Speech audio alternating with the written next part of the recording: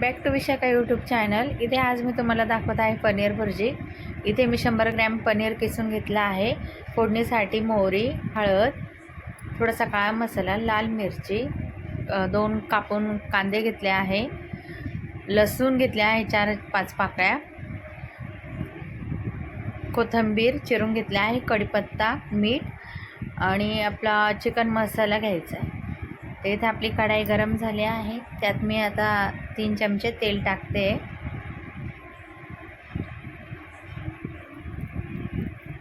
तेल आपलं गरम झाल्यानंतर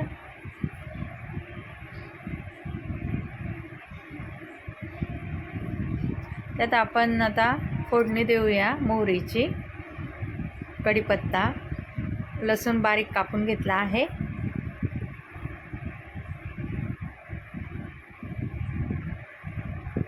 ते परतून झाल्यानंतर आपण त्यात कांदा कापलेला आहे तो टाकणार आहोत। आता कांदा गुलाबीसर असा परतून घ्यायचा आहे। कांदा आपला छान असा गुलाबी परतला गेला आहे। त्यात मी आता अर्धा चमचा हळद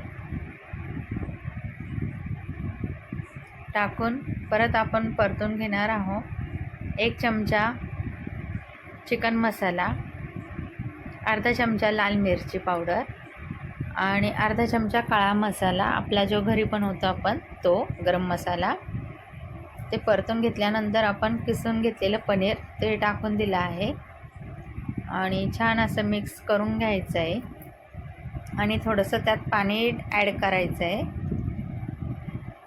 ही माझी आजची पनीर भुर्जी। जर तुम्हाला आजची माझी रेसिपी जर आवडली असेल तर माझ्या चॅनलला लाईक, शेअर, सबस्क्राईब करा। पुन्हा भेटूया आपण नवीन रेसिपीसोबत। थँक्यू।